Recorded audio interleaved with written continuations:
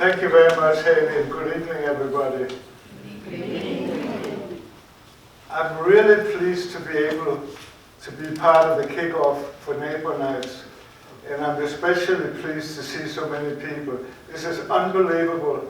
I'm really overwhelmed, and I love to see people, all young people, middle age, older people, and I think we have representation from everywhere, so that's great. And we have almost a full house, which is amazing. So tonight, I'm going to share with you. Can you hear me in the back, by the way? Yeah. Wonderful. No. I'm going to share with you my personal experiences as a Holocaust survivor. First of all, I'm very lucky to be here tonight. Very few, I guess fewer than 10% of the Jewish population of the European Jewish population survived the Holocaust. And I talk to students, I talk to middle school, I talk to high school, I talk to libraries. In summary, I talk wherever people want to listen to me because I think it's very important. And I'll never forget, a couple of years ago, I talked to a middle school, and the student asked me, and I thought that was a very deep question for a middle schooler, do you feel guilty or lucky being alive today? And I said, first of all, maybe I should feel guilty, but I feel very lucky to be here. So tonight, I'm going to ask each of you to be my ambassador. And we almost have a full house, and a full house means about 180 people. And if each of you carry on the message that you hear tonight, that means, if my math is right, about 700 people will know about the Holocaust. And that's very, very important. You may or may not be aware that an increasing number of people are denying that the Holocaust ever took place. I see nodding here and there. It's just amazing. And they have to be absolutely crazy, excuse my language, for denying that the Holocaust ever took place. Maybe I'm not totally objective, but when I made that comment at a school a few years ago, I think it was a high school, and they said, the high school students said, that's the same as saying the earth is flat. I'll never forget that comment. So, let me move on and show you a picture of my book. A Danish boy in Theresienstadt. Theresienstadt is the camp I was in. Theresienstadt is the German version. Theresienstadt would be the Czech version. And I'll be using both names interchangeably tonight. Reflections of a Holocaust survivor. There was only one reason why I wrote the book. It was self-published in the year 2011.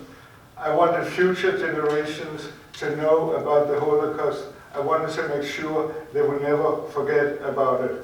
I donated a copy of my book to the library. If anybody is interested in buying it, I have some copies. My wife Eileen is sitting in the corner, and afterwards she will help me out. And I will also make sure that there's enough time for questions. I love questions at the end. I'm originally from Denmark. I was born and raised in Denmark. And I'm always curious, how many people have been to Denmark in this group? Oh, that's quite a few, a well-traveled group. So I assume you all visited Copenhagen, I'm sure. I wonder if you saw the best city in the whole world called Odense. Anybody went to that? Oh, this is the first time when I thought that anybody has been to Odense. If you can't gather it already and over here, that is amazing. I'm very, very prejudiced. I happen to be born in, I call it Odense, maybe you call it Odense. I always joke, Odense is famous for two people. Hans Christian Andersen was born there, the storyteller, and then in all modesty, I was born and raised there. When I talk to middle school students, I always point out, as you can see on the map, west coast of the map, Legoland. Denmark is the headquarters for Legoland. And many of the middle school students, they're always amazed at Legoland, the toys come from little Denmark. I want to go back to April the 9th, 1940, a long, long time ago. It was a very dark day in Denmark's history. That was the day that Hitler invaded Denmark. You can see on the map Germany borders to Denmark. Denmark had signed a non-aggression pact with Hitler, that evil fellow. I have a lot of names for him. Most of them would not be appropriate for me to use in here. Again, I don't think I'm totally objective on that point, but he was a bad, bad man. Denmark had signed a non-aggression pact with Germany like many other countries in Europe. It didn't mean a thing.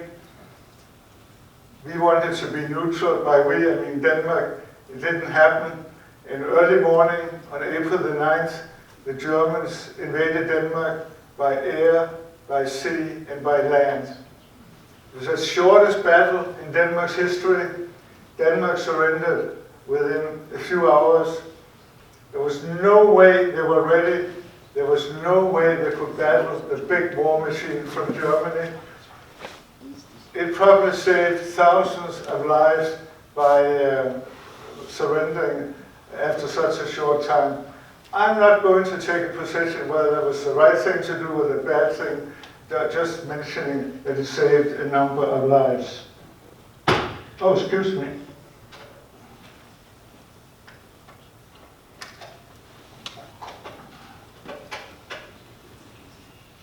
It's very surprising, especially when I look back, that for the first 3 years of the occupation, conditions were relatively normal in Denmark. Why were they normal compared to the other occupied countries in Europe? There were a total of 20 countries in Europe that were occupied by the Nazi regime. Most of the countries, Hitler had signed a non-aggression pact with them. One reason Denmark conditions were relatively normal was the fact at that time there were only about 8,000 Jewish people in Denmark out of a total population of 4.5 million, so a very, very small percentage. Consequently, Hitler didn't want to employ any more resources than he had to in Denmark. He was busy on many fronts, especially in Russia. Also, and this might be an even more important reason, we had some great food products like bacon, eggs, cheese, butter. We used to export it to our greatest ally, Great Britain. Needless to say, that was stopped immediately. It was shipped down to Germany. Plus, we fed the troops in Denmark, the Nazi troops, with food. So that was another reason why conditions were relatively normal for the first 3 years. As a matter of fact, the Danish king, King Christian X, continued to ride his horse all by himself on his own every morning. Here you see him in the park. This is one of my favorite pictures. There's 2 Nazi soldiers that are greeting the king on purpose. The king is looking straight forward. He's disregarding the greeting. He hated Hitler and he hated the Nazis and didn't want to have anything to do with them. As a matter of fact, he was a big, big supporter of the Danish Jews. There are a number of myths about the king. One being that he wore the Star of David in support of the Danish Jews. When I tell people that he didn't do it, that people tend to get disappointed. But he didn't have to wear the Star of David because the Danish people didn't have to wear one either.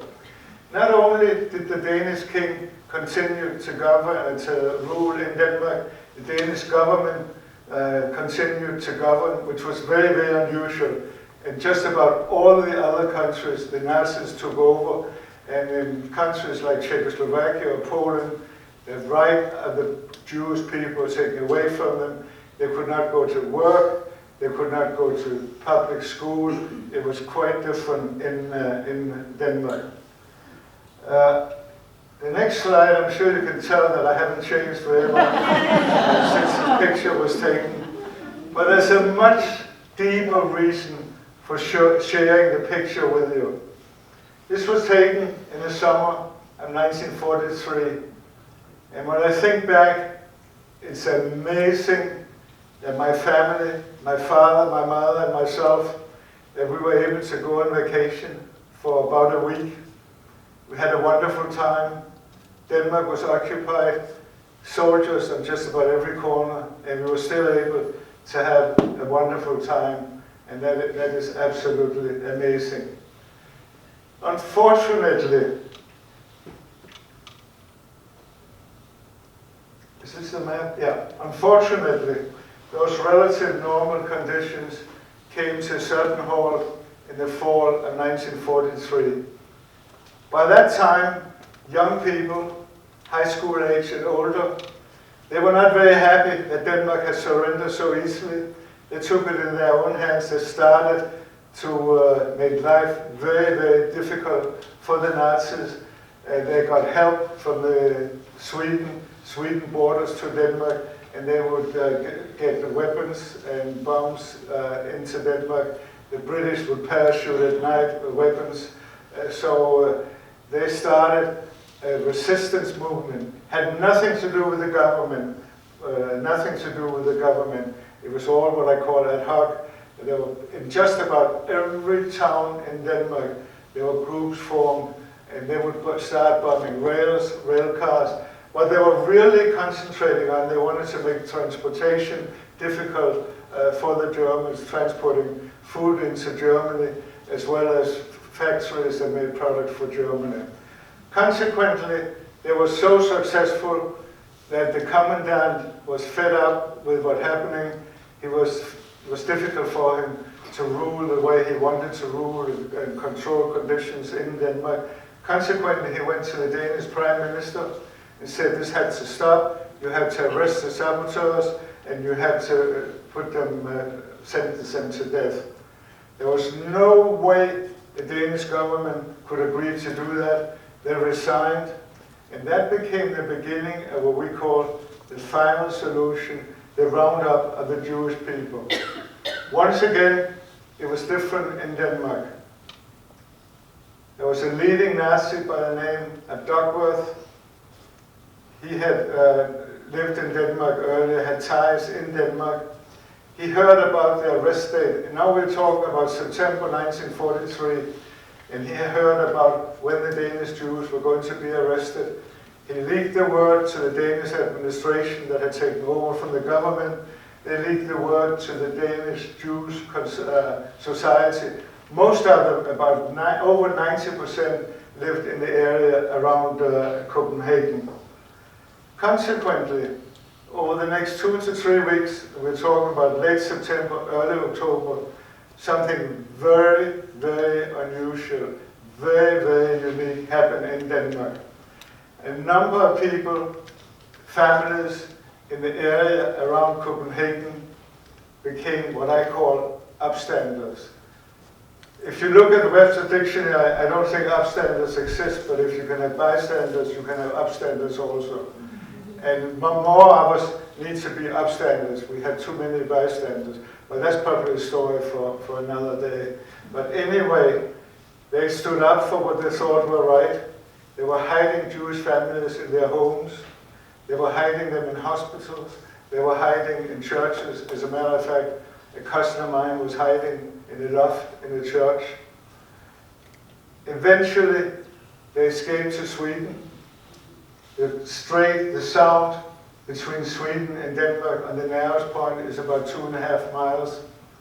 About 600 transport, most of them in fishing boats, small fishing boats, went over to Sweden. Sweden opened the borders for the Danish Jews. They were neutral. Denmark had wanted to be neutral, but unfortunately we weren't. It was an amazing period in the Danish history, and it has been well publicized. Unfortunately, living in the middle of the town in Odense, to my knowledge, my family had not been warned. And I always remind students that communication channels were so different in those days. We certainly didn't have TV, and we definitely didn't have smartphones. And then on top of that, the Nazis cut off the phone line, so it made it very difficult to get the word out to the rest of the country. So one early morning, on October 2nd, 1943, and I just looked at the calendar, and it's hard to imagine that next week, next Tuesday, it'll be 75 years since we were arrested. One early morning, on October 2nd, it was Rosh Hashanah, Jewish New Year. The Germans thought they had planned it very well. They expected most of the Jewish families to be home celebrating Rosh Hashanah, celebrating the Jewish New Year. Fortunately, about 95% of them were either in hiding or on their way to Sweden and already in Sweden. Came at a price. I had done a lot of research about it, and a number of Danish Jews unfortunately drowned, especially the ones that were in rowing boats very early on. There were some very old rowing boats that were sinking. We got about half an hour, maybe about half an hour to get ready. It was a complete surprise to my parents. My mother was asked, after we were liberated, why didn't you escape? And my mother would say, we didn't think it was serious, we didn't think it was going to happen, we hadn't been warned. On the next picture, I'd like to share with you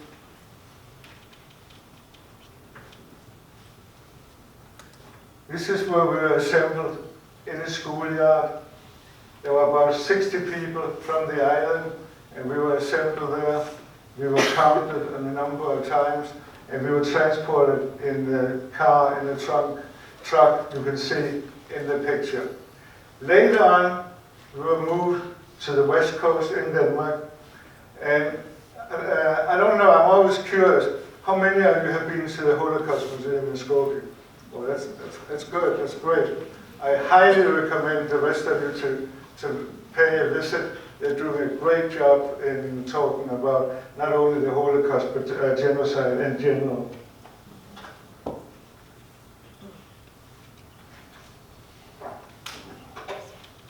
The reason I mention it, there's a cattle car. Historians call it boxcar and rail car, that's fine. I refer to it as cattle car, that's what it was. And those of you that went to the museum in Skopje, I'm sure you saw the cattle car there. We were literally pushed into a cramped cattle car. We spent 84 hours over 3 days and 3 nights in complete darkness, complete uncertainty. We had no idea what was going to happen to us. I looked at other people's faces. I can still see their faces. They were frightened.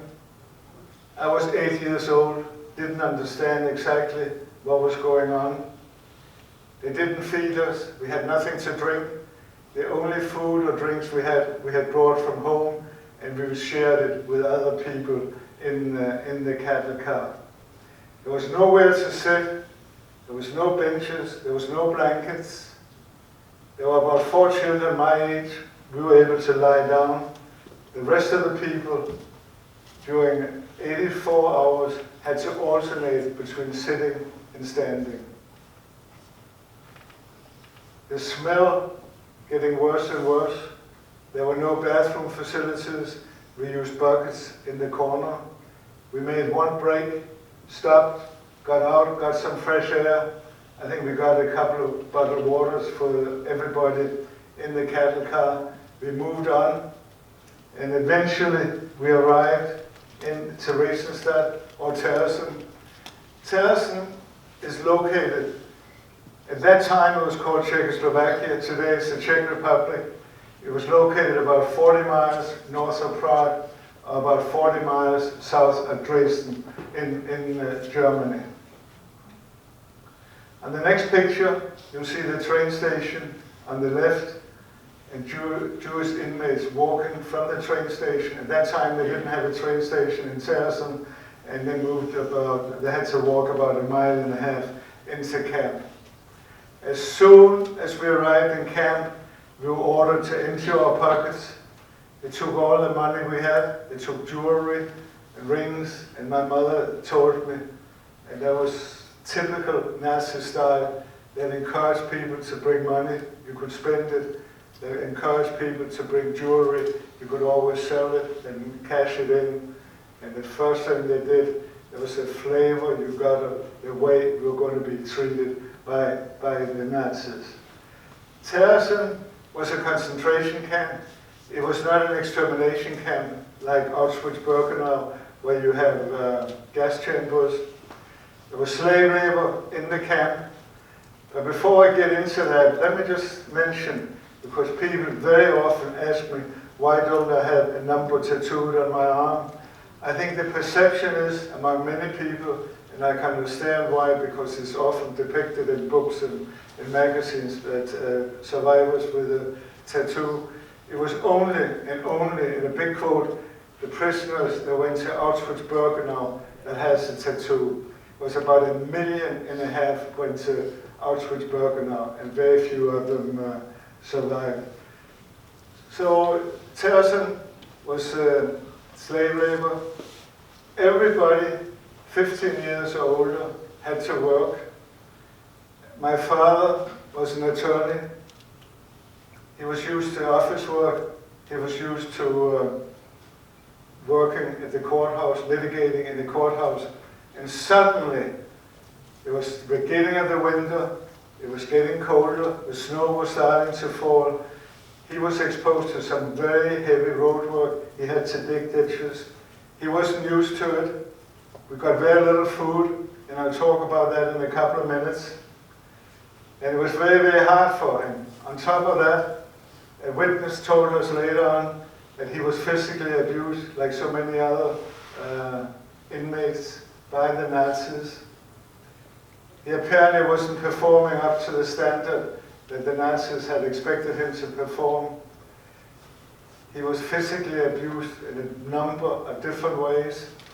One day, a guard, and this is from the witness that told us, my father was wearing an overcoat. It was cold, and the guard came up and said, "You don't wear an overcoat when you work," and literally tore it off his shoulder. They didn't provide uniforms. My father was kicked, he was whipped. It hurt very much when I found out about it. I was not surprised because I knew that happened to a number of people, but when you hear about it, one's own father, it hurts a great deal.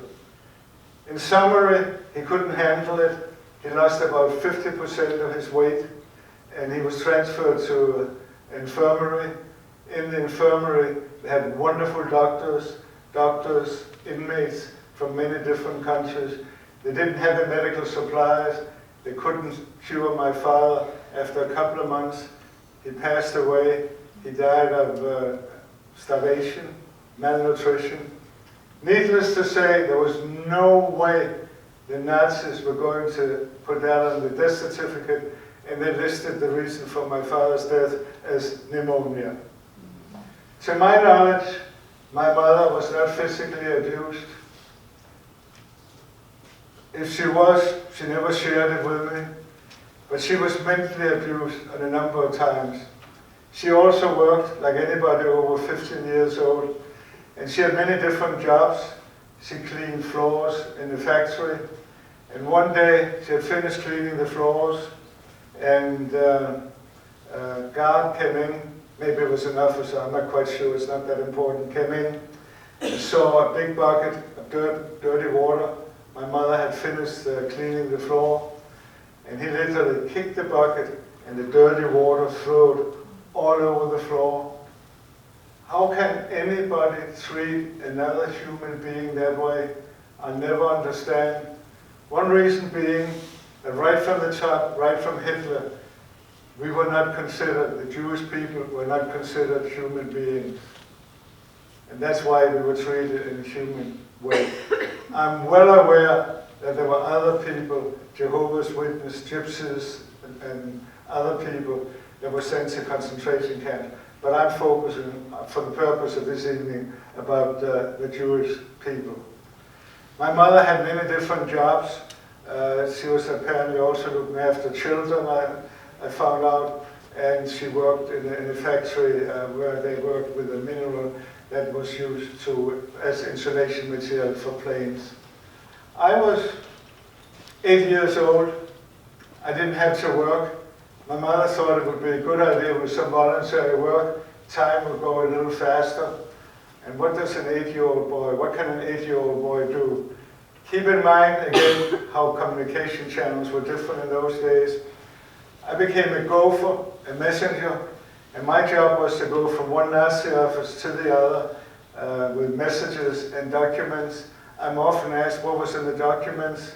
I don't know. I couldn't speak or I couldn't understand German, but I do remember I couldn't get out of the office to another office fast enough because those soldiers, and I refer to them with the green ugly uniform, they were very, very intimidating. I would do that for a couple of hours in the morning, again a couple of hours in the afternoon. On my way back to the barrack, I would pass the kitchen. Everybody wanted to work in the kitchen. You had a chance to get more food. There was no job for me in the kitchen, but at the end of the kitchen, I saw some big sacks of raw potatoes. I looked around to make sure nobody saw me, and I would, in a hurry, put a raw potato in each pocket, and I would get back to the barrack. I would share the raw potato with my mother, and was it stealing? Technically it was stealing, but when I tell you a little while about the meager rations of food we got, you'll understand why we needed the help, all the help we could get. I must have done it a number of times, because after we were liberated, my mother said to me, I was afraid it would be habit forming for you to steal. She was afraid that would have turned into kleptomania. Fortunately, this was not the case. I want to tell you, before I talk about food, I want to talk to you, share with you the dwellings. This is a great illustration of a loft.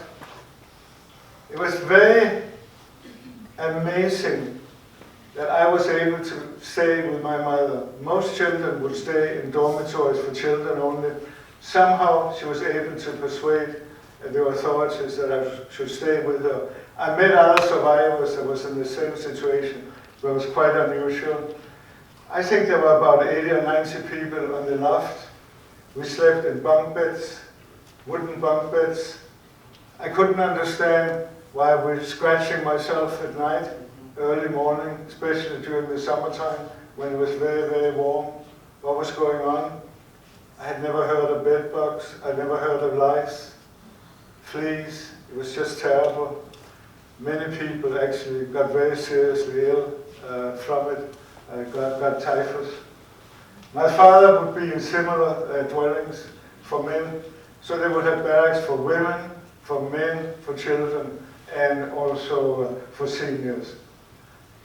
My family, just about all of them managed to escape from Sweden. They were all in the area around, lived in the area around Copenhagen.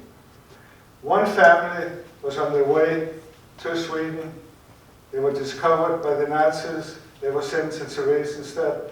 And just to give you an idea, the father, my father's brother, younger brother, he was an architect, and he worked as a carpenter. His wife, my aunt, worked, she was sewing uniform. So it gives you an idea of the different jobs you had. They were all what I call functional jobs they all had. I want to talk about food now, and I can cover that very, very fast, unfortunately. At breakfast, we would get substitute coffee. We would get, I believe, for the family, or for my mother and I, half a bread of loaf for the week and a little margarine. At lunch, we would line up, and here's a great picture of how we were lined up. I refer to it as a soup kitchen. We got potato soup Monday, Tuesday, Wednesday, and so on. It seemed to me that we got potato soup just about every day at lunchtime.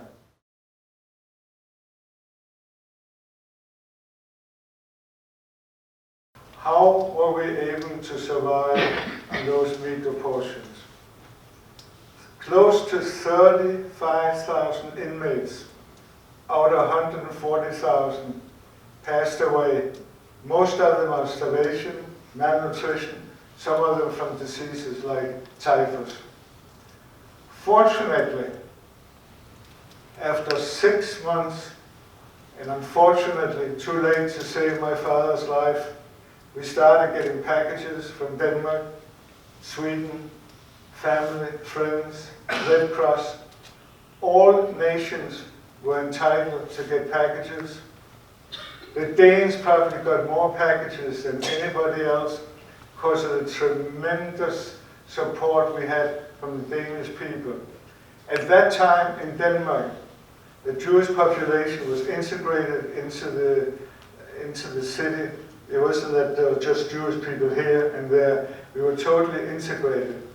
And in Denmark, you were first of all considered a Dane, whether you were Lutheran, whether you were Catholic, or you were Jewish. And that is one of the reasons why we got so many packages.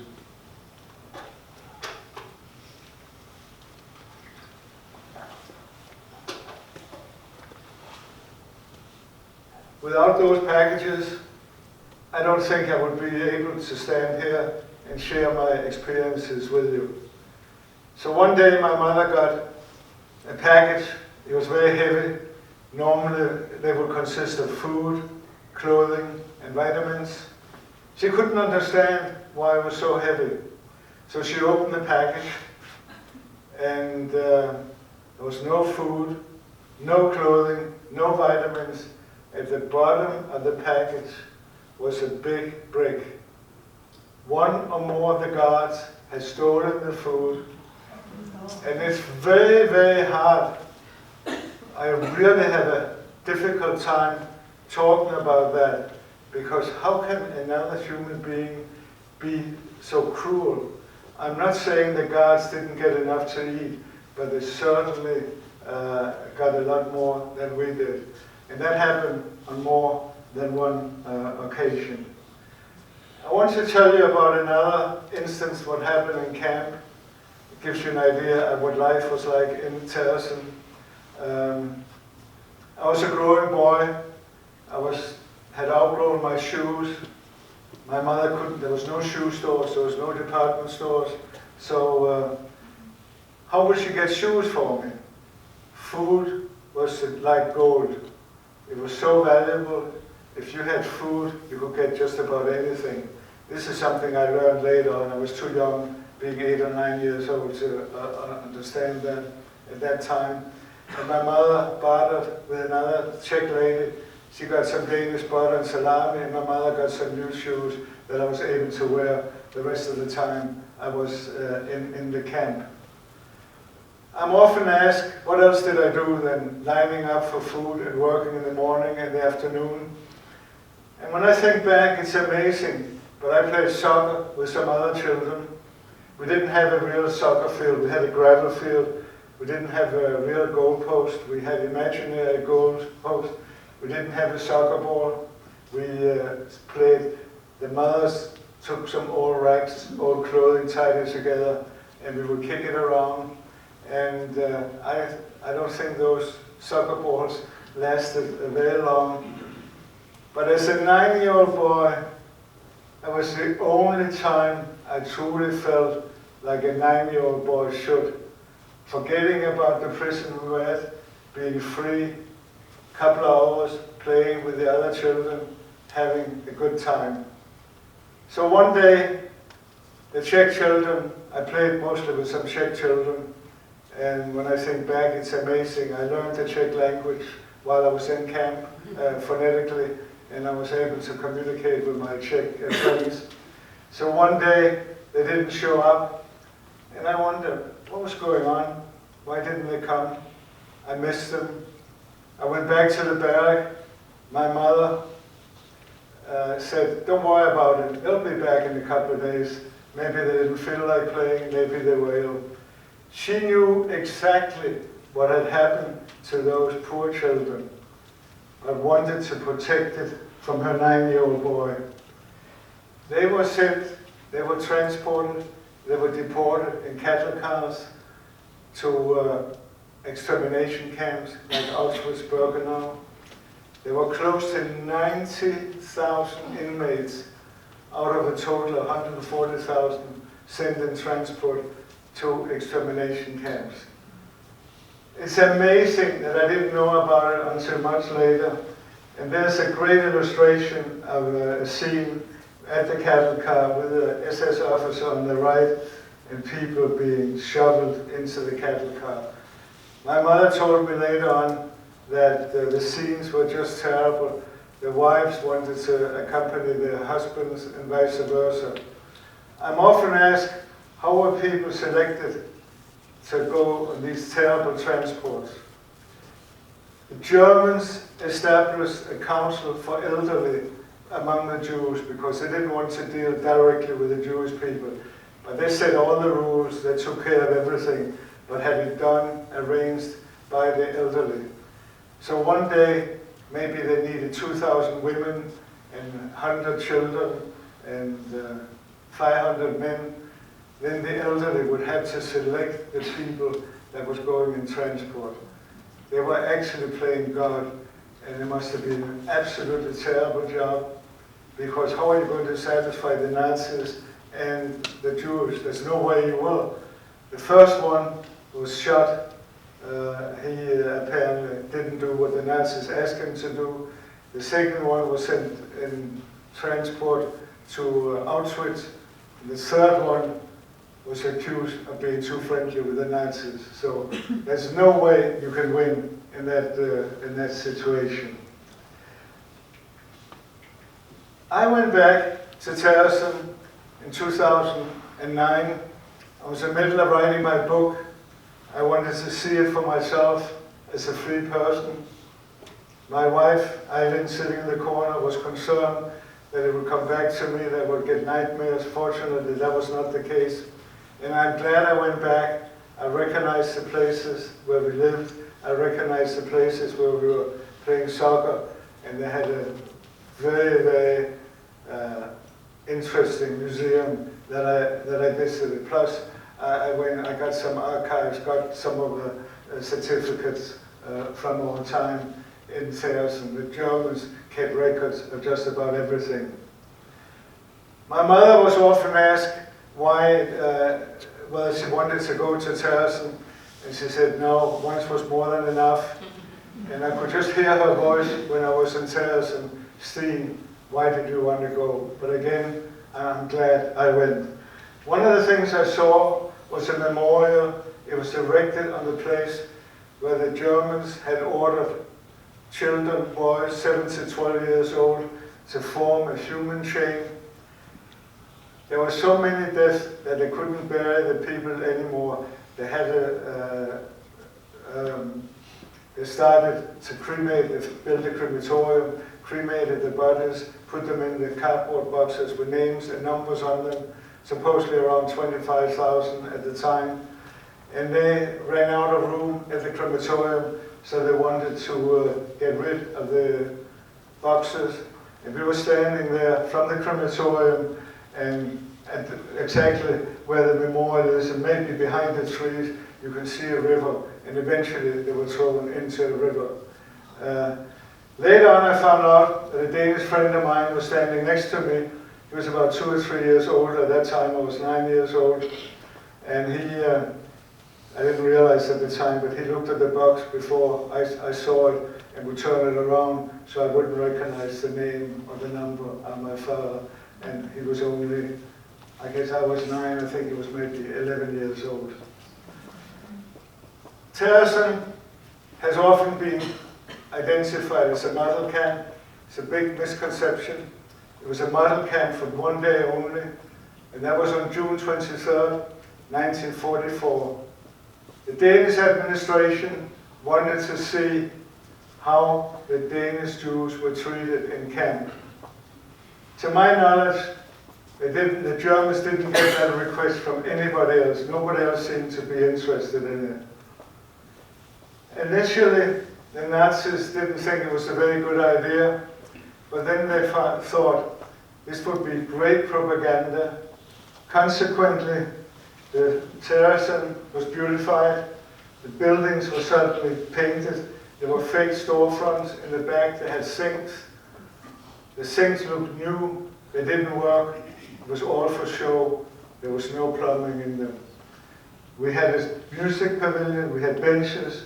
We had lawns. I mean, it never looked like a concentration camp. The visit was postponed 3 times. The Germans wanted to satisfy themselves.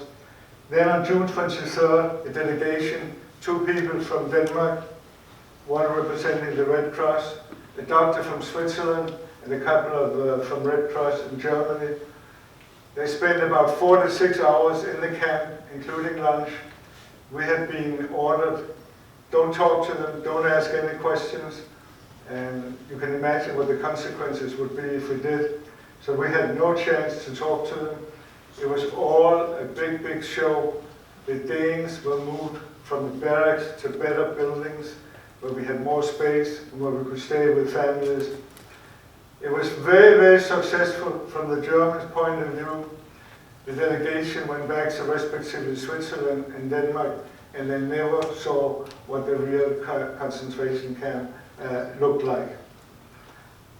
I want to move on to happier times, and happier times happened on April the 15th, 1945, a few weeks before the end of the war. We had no idea it was the end of the war. We got no news. We had no access to radio, newspapers, or anything. We got some rumors, we heard some rumors, that was about all. So we were notified by the chief rabbi from Denmark, who also was in camp, that the white buses would save us, liberate us. They came from Sweden, again Sweden being a neutral country. They were manned by Danish and Swedish drivers. It was a miracle that they were able to get through Germany. The war was still going on. And it was very courageous by the drivers because it was a great deal of risk.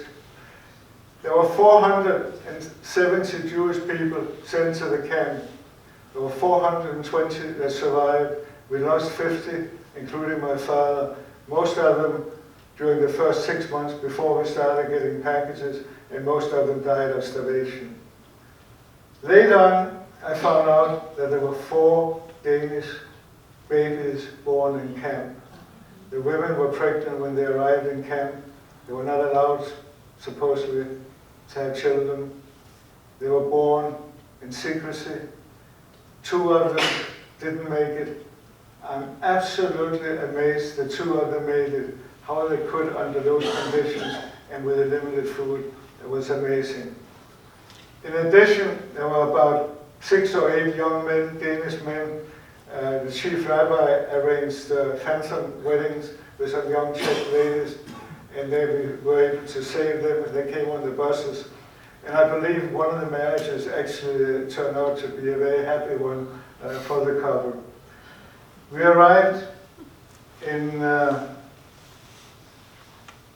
on the border. On this picture, we just passed the border. We got a warm, warm welcome. Just like we did when we were liberated in camp.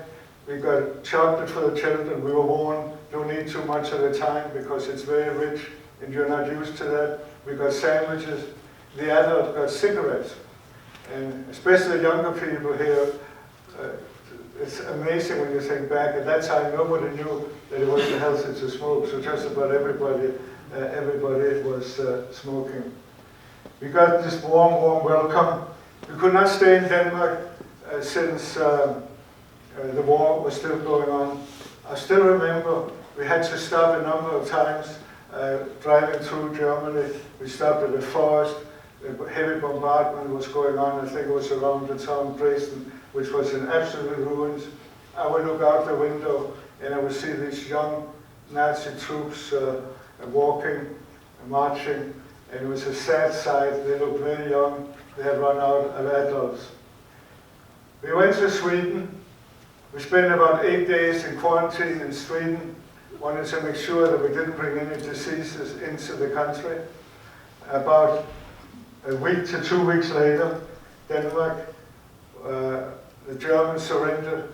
Denmark was a free country again for the first time in 5 years. This was on May the 5th, 1945. I also happened to be born on May the 5th, a few years earlier, 1935. They still raised the flags, celebrating the surrender. And when I was at school back in Denmark, I would tell all my friends and anybody who would listen, you know why they're raising the flag today? They're celebrating our birthday. My mother and I spent a few weeks more in Sweden. Then we returned to Denmark towards the end of May, early June, I believe. And we will be forever grateful, thankful to General Eisenhower and the Allies.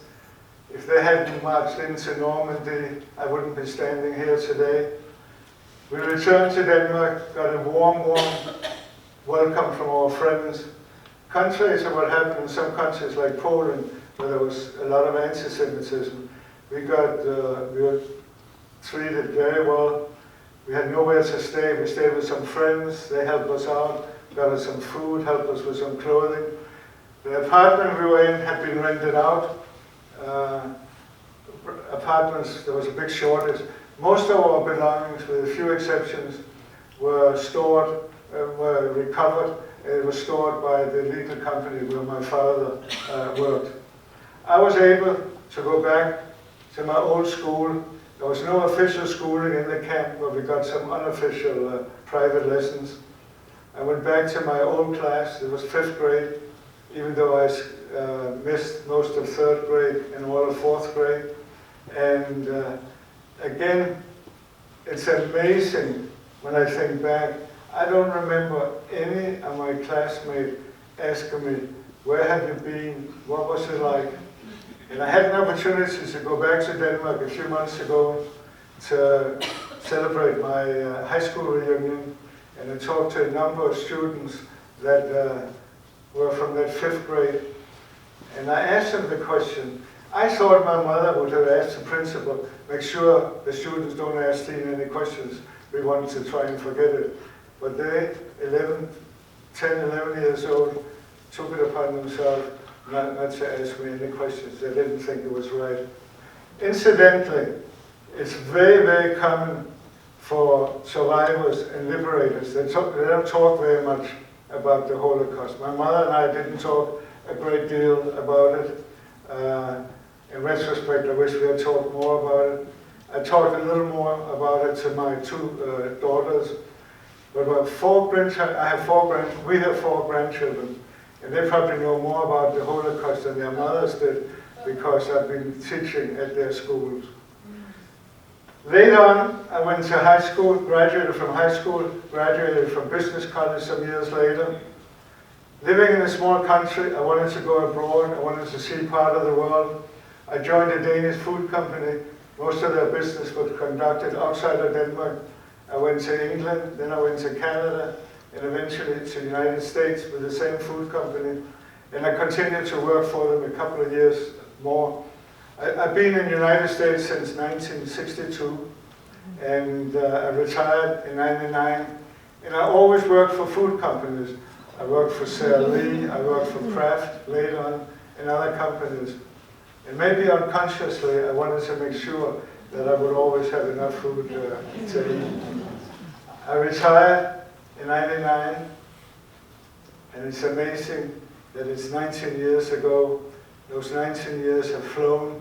The older we get, the faster the time, compared to the 18 months in camp, which was very, very slow.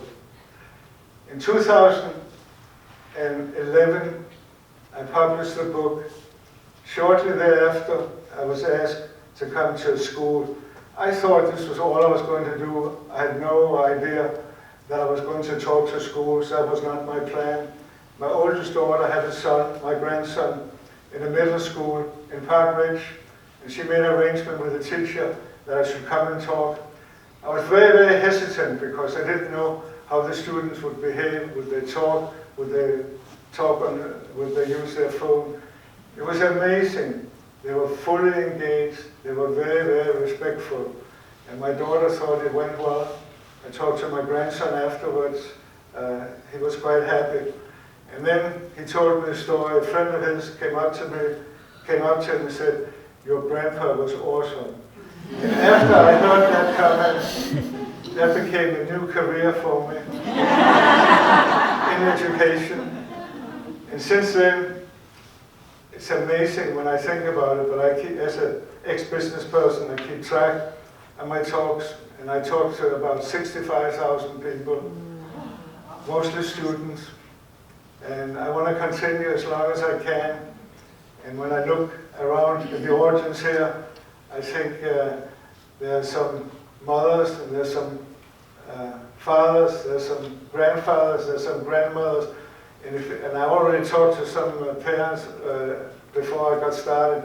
So if anybody is interested in the schools, and know anybody, I'd love to relate my messages. I think it's important to as many people as possible.